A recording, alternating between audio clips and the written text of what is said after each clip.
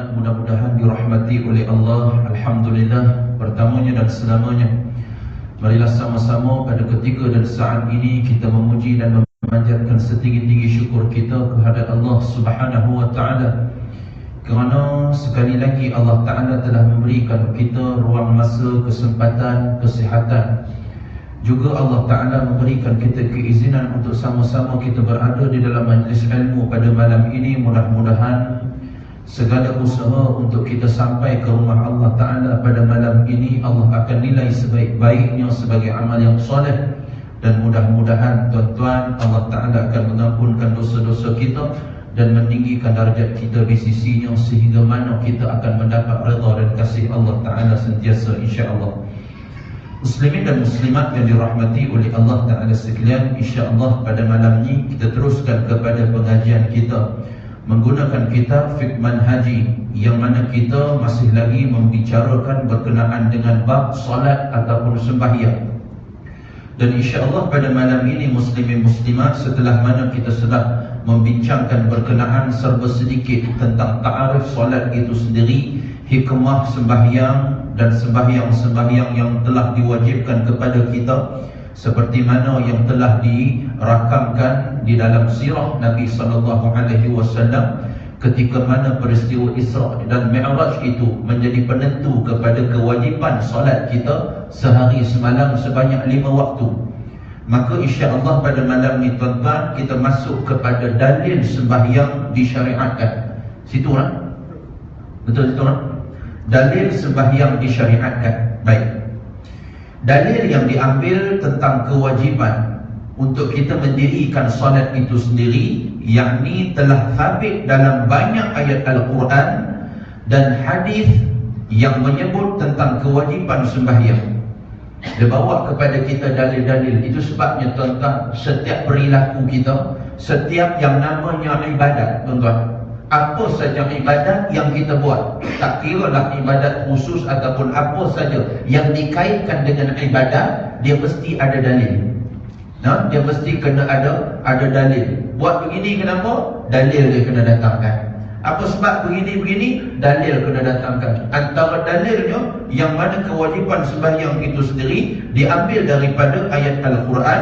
Di antara dalil-dalil daripada Al-Quran ialah yang pertama, firman Allah Ta'ala melalui surah Ar-Rum pada ayat 17 dan ayat 18. Allah Ta'ala berfirman, A'udzubillahi minasyaitanir rajim. Fasubhanallahi hina tusmuna wa hina tusbihun walahul hamdu fis samawati wal ardi wa 'ashiyyan wa hina tudhirun. Firman Allah, maka bertasbihlah kepada Allah di waktu kamu berada di petang hari dan waktu subuh, dan baginya segala puji di langit dan di bumi, dan di waktu kamu berada pada petang hari dan waktu zuhur. Maka Ibnu Abbas radhiyallahu anhuma berkata, maksud daripada ayat ini, yang dimaksudkan di petang hari ialah sembahyang maghrib dan isyak. Ini dia tuan-tuan, dalil kepada waktu sembahyang kita tu sendiri. Baik. Dalil dia yang mana diambil daripada surah Ar-Rum ayat 17-18, yang mana pendapat daripada Ibnu Abbas radhiyallahu anhuma bahawasanya bertasbihlah kamu di petang hari itu merujuk kepada 2 waktu sembahyang, yakni waktu maghrib dan waktu isyak. Itu 2 waktu salat. Tinggal 3 lagi tuan-tuan. Maka waktu subuh seperti biasalah kita faham, yakni waktu subuh. Cuma tuan-tuan, dalam konsep bahasa Arab, yang mana subuh ni tuan-tuan, dia tak panggil sembahyang subuh, dia panggil salatul fajar. Salat fajar. Itu sebab kita tuan-tuan, kalau nak tanya orang di Timur Tengah bila masuk waktu solat subuh, jangan tanya dia bila masuk subuh. Bila masuk subuh. Pasal subuh ni bagi mereka pagi. Pagi tuan-tuan. Pagi. Artinya kalau kita nak tanya tuan-tuan waktu subuh, mantap subuh dia, orang ni tak tahu ke hari ni memang ada pagi kan? Maksud kita nak tanya pada dia tuan-tuan, bila tanya waktu fajar, pukul berapa masuk waktu fajar, dia faham tuan-tuan? Itu sebab kita tengok tuan-tuan takwim solat. Sini dah tak ada dah tuan-tuan. Kita tengok yang jenis Yang ada yang tentu kan, dia tulis waktu subuh ke tuan-tuan? Waktu fajar. Baik, disebutkan di dalam ayat ini juga, yang mana 3 waktu dia dah jelaskan. Waktu petang itu merujuk kepada waktu maghrib dan juga waktu isya. Dan subuh itu waktu subuh lah. Dan dinyatakan lagi oleh Ibnu Abbas, maka petang hari ialah sembahyang asar dan waktu zuhur ialah sembahyang zuhur. Ini dalil yang pertama yang dibawa kepada kita, dalil disyariatkan waktu-waktu solat itu. Kemudian dalil yang kedua, muslimin dan muslimat menerusi surah An-Nisa pada ayat yang ke-103. A'udzubillahi minasyaitonirrajim. Innas salata kanat 'alal mu'minina kitaban mawquta. Artinya, sesungguhnya sembahyang itu adalah kewajiban yang ditentukan waktunya ke atas orang-orang yang beriman. Maksud nak bagi tahu kepada kita apa tuan-tuan? Sembahyang yang 5 waktu ni dia ada waktu yang ditentukan. Kita tak boleh nak pukul rata tuan-tuan.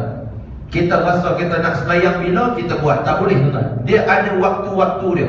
Itu sebab waktu sembahyang ni tuan-tuan, dia ada hukum yang mana ketika waktu itu dikatakan afdal ataupun wajib kita mendirikan sembahyang. Ada waktu yang disebut sebagai makruh, ada waktu yang disebut sebagai haram dan sebagainya. Ni waktu-waktu solat. Itu sebab kita solat 5 waktu ni tuan-tuan, dia ada waktu yang ditentukan untuk kita. Itu sebab kalau kita tengok menerusi surah Al-Isra pula tuan-tuan, menerusi surah Al-Isra pula, muslimin dan muslimat yang dirahmati oleh Allah Subhanahu wa taala sekalian, Allah Taala firman di dalam surah Al-Isra pada ayat yang ke-78. Allah sebut apa? A'udzubillahi minasyaitonirrajim. Aqimis salata liduluki syamsi ila ghasaqil laili wa qur'anal fajri inna qur'anal fajri kana mashhuda. Surah Al-Isra ayat 78. Allah bagi tahu kepada kita, maka dirikanlah solat dari sesudah matahari tergelincir sampai gelapnya malam, dan dirikanlah pula dari kalangan kamu, yakni solat yang digelar sebagai solat fajar, yakni solat subuh. Sesungguhnya solat subuh itu disaksikan oleh malaikat Allah Subhanahu wa taala. Baik, kalau kita lihat muslimin dan muslimat yang dirahmati oleh Allah Ta'ala sekalian, Allah memerintahkan Nabi dia, dan perintah kepadanya merupakan perintah juga kepada umatnya. Bila mana Allah perintahkan Nabi, sekaligus perintah itu untuk siapa? Untuk umat Nabi SAW. Apa perintah Allah? Allah perintahkan untuk mendirikan salat sesudah matahari tergelincir, yakni ketika pertengahan hari hingga saat malam sudah mula gelap. Kemudian Allah menjelaskan pula untuk kita ini menekankan ataupun mendirikan solat fajar, yakni solat subuh. Kalau kita lihat daripada firman Allah, dari sesudah matahari tergelincir sampai gelap malam, maka kita kena faham tuan-tuan, ulama-ulama menyebut solat yang sesudah matahari tergelincir sampai gelapnya malam itu menerangkan kepada kita 4 waktu solat yang utama. Baik, yakni bila sebut tentang yang disebutkan berkenaan dengan 2 waktu yang pertama itu, daripada terang sampai nak kepada gelap, yakni waktu zuhur dan juga waktu asar. Ini permulaan waktu terang tuan-tuan. Maksudnya waktu 2 waktu terang, iaitu waktu zuhur dan asar, dia nak ambil kepada gelap. Dan kedua waktu solat lagi, yakni ketika mana bumi ini ataupun alam ini hampir gelap dan tiba pada waktu malam, maka dia disebut sebagai solat maghrib dan solat isya. Dan solat subuh itu, solat fajar itu solat subuh lah, muslimin dan muslimat yang dirahmati oleh Allah Ta'ala sekalian. Baik, kalau kita tengok muslimin dan muslimat dalam dalil yang lain menerusi hadis-hadis Nabi SAW. Baik, di antara dalil-dalil daripada hadis ialah hadis berkenaan dengan peristiwa Isra' wal Mi'raj sebagaimana yang telah disebut. Ni kita tak payah kupas lah tuan-tuan, berkenaan dengan kewajipan Allah perintah pada Nabi, asalnya sebanyak berapa waktu tuan-tuan? 50 waktu. Kemudian dia turun kepada 5 waktu, tuan-tuan. Itu kita semua sedia maklum dah, muslimin muslimat. Yang kedua, hadis yang diriwayatkan oleh Imam Al-Bukhari dan Muslim daripada jalur Ibnu Abbas radhiyallahu anhuma, bahawasanya Nabi sallallahu alaihi wasallam telah mengutuskan Mu'adz bin Jabal radhiyallahu anhu ke Yaman, lalu bersabda kepadanya. Tuan-tuan, Mu'adz bin Jabal ni muslimin muslimat, dia dilantik sebagai seseorang yang bertanggungjawab untuk menjadi gubernur di Yaman ketika itu. Itu sebab muslimin muslimat, ketika mana Nabi SAW memberikan wasiat kepada Mu'adz bin Jabal, yang mana dalam peristiwa itu Mu'adz bin Jabal sedih sangat-sangat. Kerana kata apa Nabi kata pada dia, sesungguhnya wahai Mu'adz, setelah daripada ini aku tidak pasti antara kamu dapat bertemu dengan aku lagi, ataupun kamu hanya mampu untuk melalui kawasan perkuburan aku. Ni Mu'adz bin Jabal ni antara sahabat Nabi yang Nabi SAW sayang, tuan-tuan, dan banyak Nabi beri wasiat dan pesanan kepada Mu'adz. Baik, Mu'adz bin Jabal, tuan-tuan, Nabi pernah beri pesanan kepada beliau, yang mana kata Nabi, ud'uhum ila syahadati an la ilaha illallah wa anna Muhammadan Rasulullah, fa inhum ata'u lidhalika fa'alimhum anna Allah qad iftarada 'alayhim 5 salawat fi kulli yawmin wa laylah, atau kama qala Rasulullah sallallahu alaihi wasallam. Nabi bagi tahu kepada Mu'adz, wahai Mu'adz, serulah kepada mereka. Kepada siapa? Penduduk Yaman.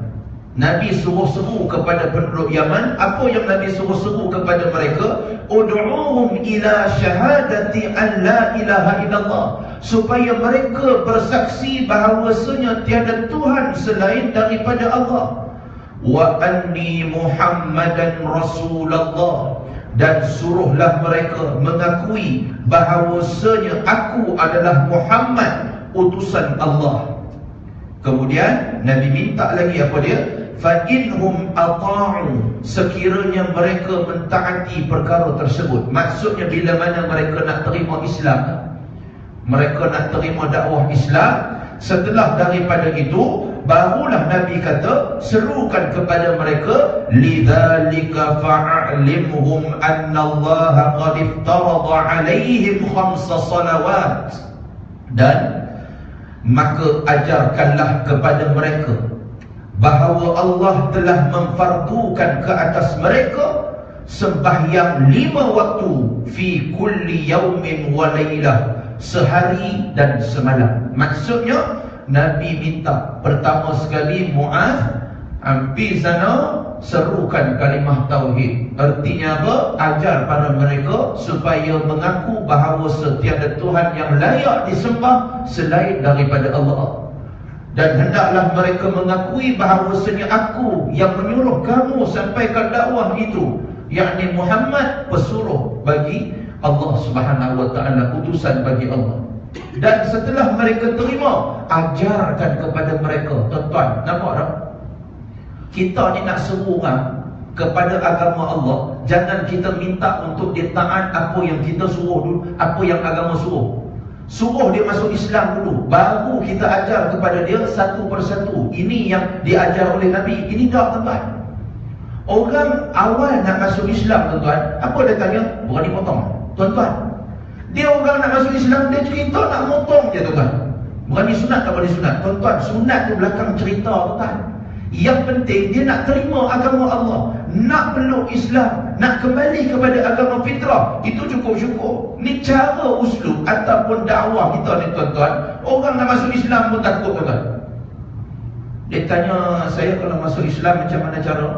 Oh, you nak masuk Islam, potong berani ke? Tuan-tuan, jangan tanya tu dulu. Ini masalah, tuan-tuan, dakwah dalam agama ni, tuan-tuan. Nabi tak suruh benda-benda tu, tuan-tuan. Itu benda lain. Masuk Islam dulu, kemudian kita ajar satu persatu berkenaan dengan kewajipan, benda yang apa yang Islam suruh, benda apa yang Islam larang. Itu sebab bagi orang Islam, orang yang mula peluk Islam, tuan-tuan, Bagi mereka tuan-tuan, solat 5 waktu itu wajib. Tetapi tuan-tuan, dalam kadar konteks dia masih belajar tuan-tuan, dia perlu kepada bimbingan yang betul. Jangan tekan diri dia. Nabi suruh apa tuan-tuan kepada Muaz? Setelah mereka terima ajaran Islam, setelah daripada itu Nabi minta apa? Fa'amiluhum dan ajarkan kepada mereka. Nabi suruh ajar tuan-tuan. Itu sebab setelah mana orang mengaku bahawa ada Tuhan selain Allah, mengaku Nabi Muhammad pesuruh Allah, tugas setelah daripada itu tuan-tuan, bimbing. Jangan biar dia tuan-tuan. Tu yang hak jadi macam orang asli ni tuan-tuan. Tuan-tuan tu orang asli ni keluar masuk dalam agama Islam ni berapa banyak kali tuan-tuan. Dia masuk Islam, okey, orang pun masuk Islam, sembahyang dia pun sembahyang. Saat lagi bila mana pegawai dakwah ni pun balik, pegawai Kristian pula datang tuan-tuan. Dia pula masuk Kristian tuan-tuan. Datang balik pegawai agama balik datang tuan-tuan. Tengok tuan-tuan, dah Kristian balik, masuk Islam balik. Orang asli dia lagu tu tuan-tuan. Mana yang boleh bawa kemudahan bagi dia, yang senang boleh bagi dia makan, minum, pakai tuan-tuan, dia masuk agama tu tuan-tuan. Tapi tak semua tempat lah muslimin muslimat. Kebanyakannya bila kita pergi dakwah tuan-tuan di kawasan-kawasan pedalaman yang orang-orang asli ni tinggal, muslimin muslimat, yang jadi sedihnya kerana tiada guru pembimbing yang duduk sana tuan-tuan. Nak bimbing mereka tuan-tuan ke jalan yang betul-betul tuan-tuan. Sebab muslimin muslimat kita tengok tuan-tuan di kawasan pedalaman, di tempat orang asli ni, kadang-kadang tuan-tuan, yang mana surau tu dah jadi kandang kambing tuan-tuan. Tengok dia jauh, macam Pak Haji dekat rupa kambing tuan-tuan, pasal dia pun ada janggut tuan-tuan. Allahu Akbar. Ni kadang-kadang muslimin muslimat, pasal apa? Dia tak ada pemantauan. Ni kadang-kadang muslimin muslimat memang ada badan-badan dia kadang-kadang secara sukarela pergi bawa dakwah dan sebagainya. Tapi tuan-tuan nak ajar supaya mereka ni istiqamah tuan-tuan, satu cabaran. Satu cabaran yang sangat besar muslimin muslimat di sekalian. Maka dalil yang mana datang setelah daripada itu, Nabi minta supaya Muaz diajak orang-orang ni setelah daripada mengucap, hendaklah mereka solat. Nak menunjukkan bukti kepada dia itu beriman. Bukti yang mana dia itu Islam ataupun bukan Islam adalah sembahyang. Maka wajibnya sembahyang ni muslimin muslimat. Jangan kita klaim aku ni orang Islam tapi sembahyang tak tuan-tuan. Apa tak sembahyang? Aku pergi apa sembahyang Jumaat, pergi apa sembahyang hari raya. Tu pasal dia jadi hari ni ahli sunat wal Jumaat. Sembahyang sunat dia kira, sembahyang Jumaat dia kira, sembahyang jemaah yang hak 5 waktu dia ke belakang dan muslimin muslimat. Baik, itu dalil daripada hadis Nabi SAW, kewajiban dalil disyariatkan sembahyang. Kemudian yang ketiga, jawapan Rasulullah SAW kepada seorang Arab Badui yang bertanya baginda mengenai kewajiban menunaikan sembahyang dengan sabdanya, khamsu salawatin fil yawmi wal laylah. Qala al-a'rabi hal 'alayya ghayruha? Qala la illa an tatawwa' atau kama qala. Ketika mana Nabi SAW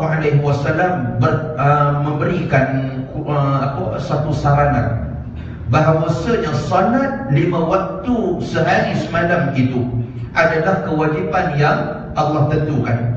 Maka orang Arab Badui ni, muslimin dan muslimat yang dirahmati oleh Allah Ta'ala sekalian, dia tanya pula pada Nabi, hal alayya ghayruha? Adakah diwajibkan ke atasku selain daripada itu? Dia tanya, selain daripada solat 5 waktu ada benda lain lagi tak? Nak tanya Nabi ni. Arab Badui ni, muslimin muslimat dirahmati Allah sekalian, dia tanya Nabi ni tuan-tuan. Dia jawapan yang Nabi bagi itu yang dia pegang tuan-tuan. Ni Arab Badui tuan-tuan. Dia tanya pada Nabi on the spot tuan-tuan. Baik, itu sebab sahabat-sahabat ni tuan-tuan, bila mana ada Arab Badui mereka suka. Pasal apa tuan-tuan? Arab Badui ni dia tak segan nak bertanya. Dia banyak tanya kepada Rasulullah, ya Rasulullah, tentang bilanya waktu berlakunya kiamat. Ya Rasulullah, bagaimana cara nak masuk syurga? Ni Arab Badui ni dia tanya tuan-tuan, dia suka tanya, banyak tanya. Itu sebab tuan-tuan, kita tuan-tuan, kalau ada orang yang jenis perangai macam Arab Badui, syukur tuan-tuan. Yang hak jenis tukang tanya ni tuan-tuan. Pasal kadang kita nak tanya, kita segan tuan-tuan. Hak jenis orang yang suka tanya ni, syukur sangat-sangat. Patut dia nak tanya tapi orang dah tanya, syukur, alhamdulillah. Sama dengan sahabat. Ada sahabat kadang dia segan. Kadang dia malu nak tanya dengan Nabi SAW. Tiba Arab Badui tu tanya, macam dia faham-faham pula kami nak soal benda tu. Jadi Arab Badui tukang jadi pertanyaan kepada Nabi SAW. Arab Badui dia tanya Nabi SAW banyak benda, tuan-tuan. Baik, dia tanya, ada tak lagi perintah selain daripada solat 5 waktu tu? Kata Nabi SAW, la, tidak ada. Illa an tatawwa, kecuali jika kamu ingin melakukan sembahyang-sembahyang yang disunatkan. Maksudnya apa? Sembahyang yang wajib tu 5 je. Yang lain-lain hanya kalau mampu buat solat sunat. Itu saja. Muslimin dan muslimat dirahmati oleh Allah sekalian, hadis tadi itu diriwayat oleh Bukhari dan Muslim. Imam Bukhari dan Muslim. Baik. Itu di antara dalil-dalil menerusi hadis Nabi sallallahu alaihi wasallam. Cuma dalam hal ini muslimin dan muslimat yang dirahmati oleh Allah Subhanahu wa taala sekalian. Nabi SAW sebenarnya kalau kita lihat banyak lagi lah dalil berkenaan dengan kewajipan sembahyang ni. Cuma di dalam kitab kita ni tuan-tuan, tuan guru kita Syekh Mustafa Bura, tuan-tuan, dia telah menggariskan cuma 2 daripada hadis Nabi SAW cukup memadai untuk memberitahu kepada kita kewajipan solat 5 waktu itu adalah perkara yang sangat utama, membuktikan kita sebagai orang Islam. Itu satu. Yang kedua, daripada hadis yang kedua ini nak bagi tahu pula kepada kita tuan-tuan, solat 5 waktu itu sahaja yang diwajibkan. Tak ada solat lain dah tuan-tuan yang wajib. Tak ada solat lain yang wajib. Habis tak solat Jumaat tu, kan solat Jumaat tu termasuk di dalam solat fardu zuhur. Solat fardu zuhur. Maka tuan-tuan, sepatutnya 5 waktu ni yang kita tekankan. Ini dah tuan-tuan. Sini dah tuan-tuan. Sembahyang sunat lagi mau tekankan. Tu sebab kita pelik. Bila sembahyang sunat macam nak pecah rumah Allah tuan-tuan. Sampai tak muat-muat sembahyang. Tuan-tuan tengok sembahyang tarawih macam mana kira. Sembahyang apa lagi tuan-tuan? Sembahyang hari raya tuan-tuan. Allah Akbar. Mungkin sampai jalan sana pun sembahyang hari raya tuan-tuan. Tapi bila sembahyang fardu orang pun tak ada tuan-tuan. Kita pelik. Sedangkan Nabi kata 5 ni yang wajib, yang perlu kita titik beratkan. Tapi dah jadi terbalik kot tuan-tuan. Sebab apa? Inilah zaman akhir zaman tuan-tuan. Orang tak faham mana yang penting, mana yang tak penting tuan-tuan. Baik. Kemudian kita pergi kepada kedudukan sembahyang. Apa kedudukan sembahyang ni tuan-tuan? Baik. Secara umumnya sembahyang merupakan ibadat badaniah, yakni yang dilakukan oleh anggota badan yang paling afdal. Nampak tak tuan-tuan? Solat ni satu kita kena letak, dia adalah ibadat badaniah, bukan ibadat ruhiyah. Kena faham? Maksudnya ibadat hanya sekadar niat. Ada kena fahaman tuan-tuan, dia kata yang sembahyang ni semua tonggang terbalik, kulit dia kata tu. Ni kami ni yang tak tonggang terbalik, ni yang isi. Pasal mereka tak faham. Oh tu dia tuan-tuan. Ini hak jenis Qadiani ni tuan-tuan. Mereka tak sembahyang muslimat, mereka pakai niat. Sedangkan solat ini adalah ibadah secara badaniah. Perlu kita kotakan, perlu kita jalankan dengan menggerakkan anggota tubuh kita. Itu sebab Nabi bagi tahu kita apa? Sallu kama ra'aitumuni usalli. Sembahyanglah kamu seperti mana aku sembahyang. Kita pernah ke tengok Nabi sembahyang ikut cara niat je tuan-tuan? Jumhur ulama secara keseluruhan hadis-hadis menceritakan Nabi sembahyang cara ni, Nabi solat sujud Nabi cara ni. Berdiri kami, berdiri Nabi, rukuk Nabi, duduk antara 2 sujud Nabi, bagi salam Nabi macam mana? Artinya salat ini mesti dilakukan dengan badan, dengan pergerakan. Dia tak boleh main niat je tuan-tuan. Tak boleh. Itu sebab orang yang hak jenis solat pakai niat jadi tuan-tuan, nanti makan bagi. Ni makan kat depan dah ada dah ni. Tak payah makan lah, niat saja. Ambil bau saja, kata Sadiq sekarang. Ambil bau saja. Mana boleh tuan-tuan? Dia mesti nak meletak juga makan yang ada depan mata dia. Tadi orang kata semayang niat lah ni makanan, niat lah. Oh makan tak boleh. Pandai pula dia tuan-tuan. Ini yang kadang-kadang jadi keliru masyarakat muslimat. Secara asasnya tuan-tuan, yang mana kedudukan sembahyang secara umumnya di dalam kitab kita ini digariskan, sembahyang merupakan ibadat badaniah yang dilakukan oleh anggota badan yang paling afdal. Paling afdal guna anggota badan bagi yang mampu lah tuan-tuan. Dan lumpuh cara dia nanti kita mengaji dalam bab rukhsah solat dalam keadaan sakit dan sebagainya insya-Allah. Baik. Seorang sahabat Nabi, dia bawa kepada kita dalil daripada hadis Nabi SAW, bertanya kepada Rasulullah SAW, apakah amalan yang paling afdal? Maka Nabi jawab, solat, yakni sembahyang. Dia tanya lagi, kemudian apa ya Rasulullah? Maka Nabi jawab, sembahyang. Dia tanya lagi, Nabi jawab benda yang sama, yakni sembahyang. Tuan-tuan, kita jumpa banyak hadis berkenaan dengan sahabat tanya pada Nabi, apa amalan yang terbaik? Apa amalan yang terbaik Muslim-Muslimat? Abdullah ibnu Mas'ud juga pernah tanya pada Nabi, ya Rasulullah, apa amalan yang terbaik? Maka Nabi jawab cara lain. Hak sahabat yang seorang ni tanya pada Nabi, Nabi kata sembahyang apa? Amalan terbaik adalah sembahyang. Abdullah ibnu Mas'ud tanya Nabi, apa amalan yang terbaik? Amalan pertama terbaik, Nabi kata pada Abdullah ibnu Mas'ud, yakni as-salatu fi waqtiha, salat tepat pada waktu. Ada sahabat lain pula tanya, ya Rasulullah, apa amalan yang terbaik? Maka Nabi SAW sebut apa? La tarda, jangan marah. Tuan-tuan, apa sebab Nabi jawab dengan cara yang berbeza? Kerana Nabi melihat akhlak dan juga perangai individu yang bertanya. Yang datang jumpa Nabi itu orang yang mengambil ringan tentang sembahyang. Maka Nabi bagi tahu dia amalan terbaik sembahyang. Pasal hang ni jenis orang yang jenis memang tak ambil peduli tentang sembahyang. Ni jenis macam tu tak?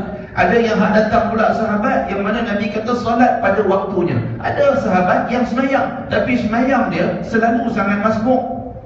Kadang-kadang dah dekat kepada waktu habis baru dia nak sembahyang. Maka Nabi kata itu amalan terbaik bagi kamu. Sahabat lain datang, apa amalan terbaik? Sembahyang dia tak ada masalah. Tapi hak jenis perumah itu kan, jenis suka marah-marah, tak tentu pasal ni muslimin dan muslimat dirahmati Allah sekalian. Maka Nabi kata amalan terbaik bagi kamu adalah jangan marah, bersabar banyak-banyak. Beza tuan-tuan. Tu sebab kita jumpa hadis, jangan belilah.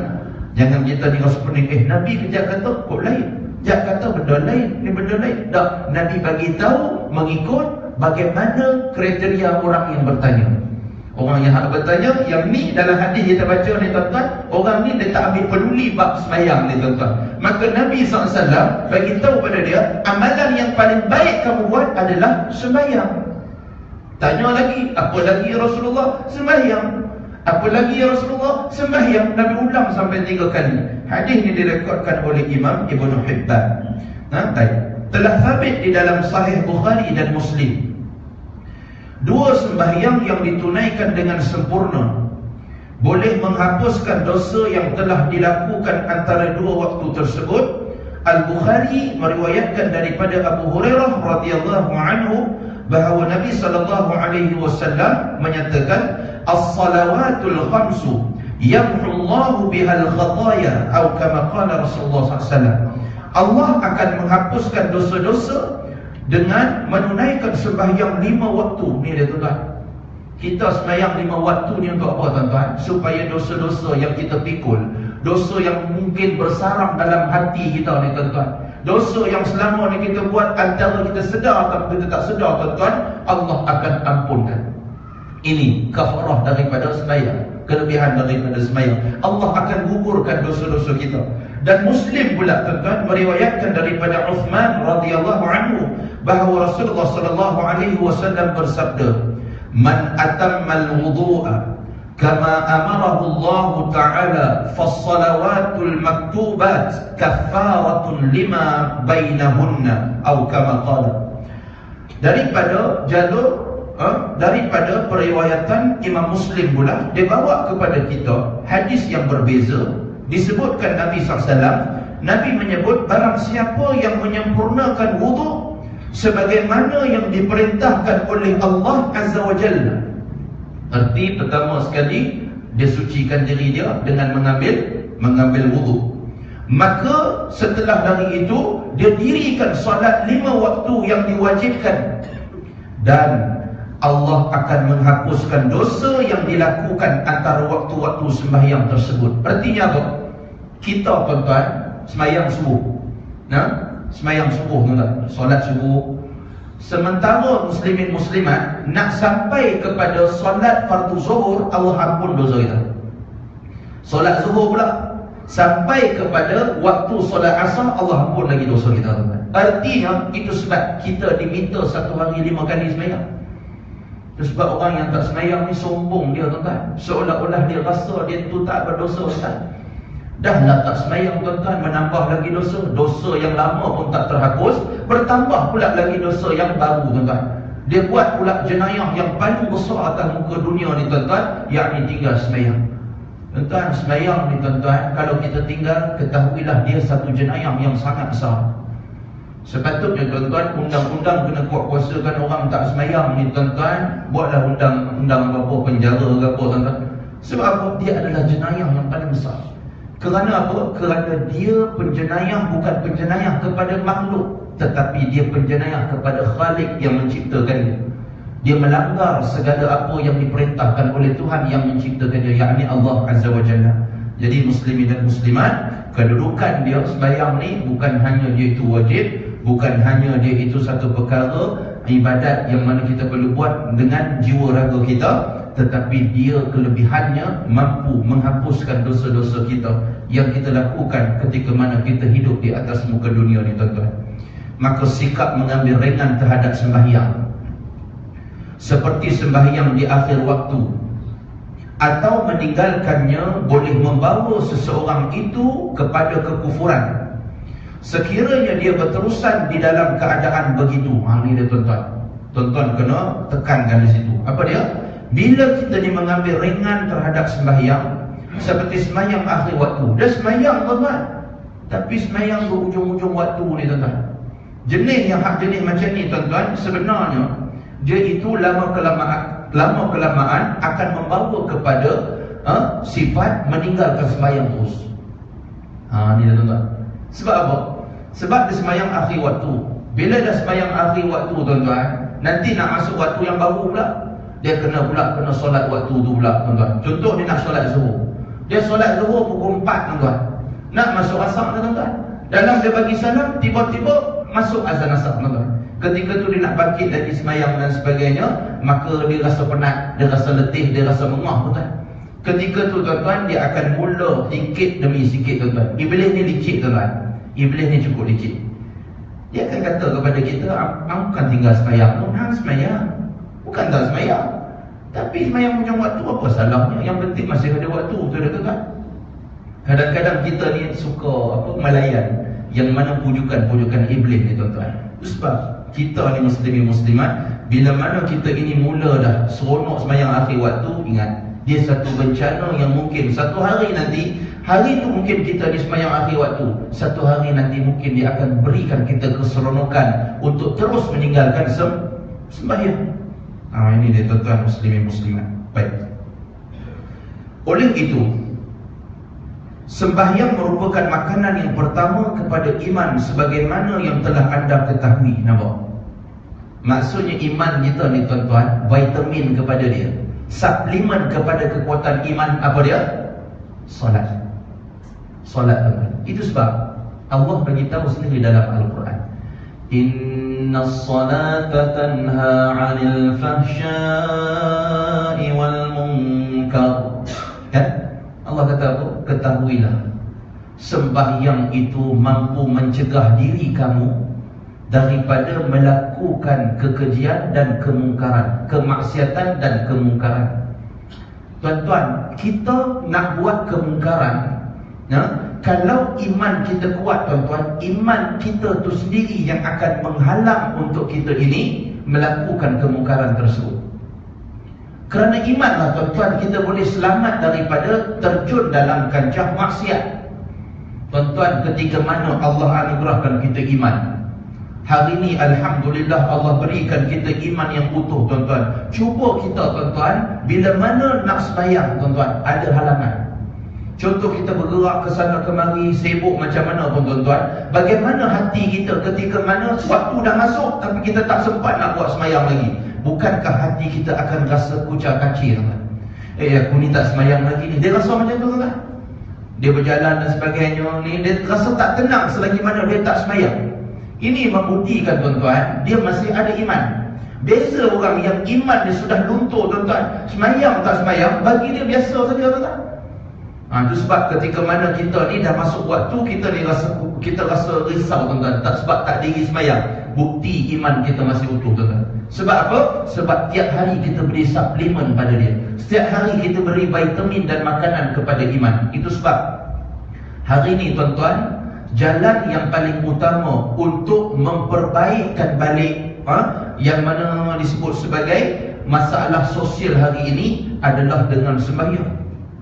Dengan sembahyang tuan-tuan. Dengan sembahyang saja yang boleh mendidik hati manusia supaya meninggalkan perkara-perkara keji tuan-tuan. Sebab Allah sendiri bagi jaminan, inna salata tanha 'anil fahsya'i wal munkar. Dengan solat, maka dari solat itu mampu untuk mencegah kamu daripada melakukan sebarang kekejian dan kemaksiatan kepada Allah Subhanahu wa taala. Suatu lagi kita beri laluan dulu pada azan insya-Allah. Alhamdulillah, muslimin dan muslimat yang dirahmati oleh Allah Subhanahu wa taala sekalian. Maka kedudukan sembahyang yang mana merupakan makanan yang pertama kepada iman, sebagaimana yang kita ketahui, bila mana kita ni muslimin muslimat, ya, kita seringkali menjaga kesihatan kita kadang-kadang, ya? Jaga makan kita dan sebagainya, makan ikut waktu, ya? Kalau tak makan ikut waktu nanti dia takut sakit. Ni dikhawatirkan selalu kita. Tetapi pada hakikatnya rohani kita, seandainya kita tidak beri makanan kepada dia, keimanan kita, seandainya kita tidak beri makanan dan vitamin kepada dia, kita seringkali buat tak peduli tuan-tuan. Itu sebab hari ini makin lama kita lihat akhlak umat manusia makin rosak tuan-tuan. Jiwa manusia makin tidak tenteram dan tenang tuan-tuan. Kerana apa? Apabila sembahyang itu tidak dititik beratkan dalam kehidupan. Itu sebab tuan-tuan, kesan bila mana kita ini tuan-tuan tidak menitik beratkan tentang solat, maka kita akan lihat pertama sekali tuan-tuan, rumah tangga akan jadi porak-poranda tuan-tuan. Itu sebab statistik daripada Jabatan Syariah tuan-tuan, negeri Selangor tuan-tuan, mereka mengeluarkan muslimin dan muslimat dirahmati oleh sekalian, kebanyakan kes-kes rumah tangga yang berlaku di negeri Selangor tuan-tuan, kebanyakannya di wilayah persekutuan saya tak baca tuan-tuan, wallahu alam, tetapi di negeri Selangor. Dan kemungkinan benda inilah yang menjadi punca kepada perbalahan dan pergolakan rumah tangga hari ini, kerana salah satunya apabila si suami ataupun si isteri dari kategori manusia yang tidak mendirikan sembahyang. Ini dia tuan-tuan. Apa guna kalau cinta berlebih-lebih tuan-tuan? Apa guna kemewahan yang ada kalau mana kedudukan dia dengan Allah tidak ada apa-apa tuan-tuan? Itu sebab dalam hadis Imam Ahmad meriwayatkan daripada Ummi Aiman bahawa Rasulullah sallallahu alaihi wasallam bersabda, jangan kamu meninggalkan sembahyang dengan sengaja. Ini Nabi bagi tahu. Jangan sekali-kali kamu meninggalkan solat dengan sengaja. Kerana sesungguhnya barang siapa yang meninggalkan sembahyang dengan sengaja, maka tanggungjawab, yakni penjagaan Allah dan Rasulnya terlepas daripadanya. Maka hadis ini muslimin muslimat direkodkan oleh Imam Ahmad di dalam musnadnya, yang mana riwayat hadis yang sama daripada Muaz bin Jabal radhiyallahu anhu. Artinya apa tuan-tuan? Kita kalau tinggal sembahyang, Allah dan Rasul dah tak beri jaminan apa-apa pada kita tuan-tuan. Satu, Allah tak jamin pada kita, artinya apa tuan-tuan? Kebahagiaan kita dunia maupun akhirat Allah tak beri jaminan apa-apa.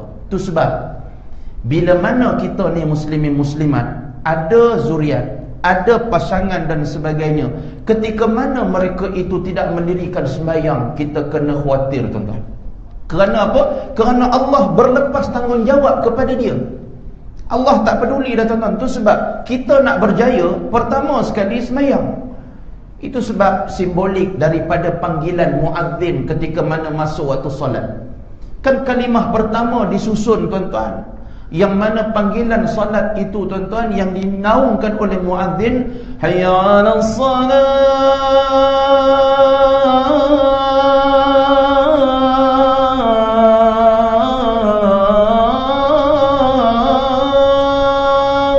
Ketika panggilan solat tuan-tuan, setelah daripada itu Apa yang dipanggil kepada kita? Apa yang disuruh kepada kita? Hayya 'alal falah.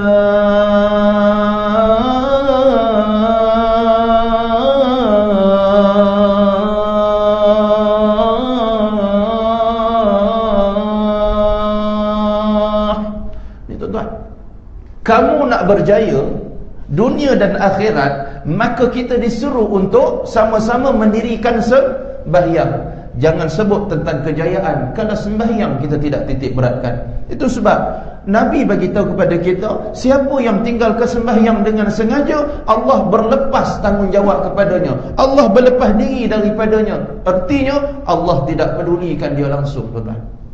Itu sebab kita ada masalah apa saja kan sembahyang. Orang ada masalah, tuan-tuan. Apa dia buat? Sembahyang. Sembahyang? Sembahyang hajat. Jalan semayang juga, tuan-tuan. Dia tak buat benda lain, dia kembali semayang, tuan-tuan. Kan kita diperintahkan muslimin muslimat ketika mana apa masalah, tuan-tuan, mohonlah kepada Allah ketika mana kita solat, tuan-tuan. Solat adalah penghapus kedukaan dan sebagainya. Kemudian yang disebutkan pula Nabi SAW, Rasul pun akan berlepas kepada dia. Artinya apa? Besok ketika mana di mahsyar, jangan harapkan pertolongan dan syafaat daripada Rasulullah seandainya dahi kita tidak pernah menjejak ke tanah, dahi kita tidak pernah menjejak ke bumi untuk membesarkan Allah Ta'ala di dalam sembahyang kita. Jadi muslimin dan muslimat, cukup saja sekadar itu kita bincangkan pada malam ini. Dan insya-Allah, tuan-tuan, kuliah akan datang kita masuk kepada hukum orang yang meninggalkan sembahyang. Apa hukum dia, tuan-tuan? Ada beberapa jalan. Dia tinggal sembahyang sebab apa? Kalau sebab begini-begini, gini hukum dia. Kalau sebab begini-begini, ini hukum dia. Bukan semua kafir, tuan-tuan, bukan semua keluar Islam. Ada batas yang mana dia tinggal sembahyang. Sebab apa alasan orang tinggal sembahyang? Ini hukum dia. Kalau malas dan sebagainya macam mana, kita akan bincang pada kuliah yang berikutnya. InsyaAllah kita awalkan sedikit kuliah kita pada malam ni kerana saya diberitakan ada jenazah, insyaAllah, untuk kita memudahkan urusan, insyaAllah. Yang baik itu datang dari Allah, kurang dari kelemahan saya sendiri, mohon maaf. Terkasar bahasa, tersilap kata, juga mengambil masa yang lebih daripada muslimin muslimat. InsyaAllah tangguh dulu dengan tasbih kafarah dan surah Al-Asr.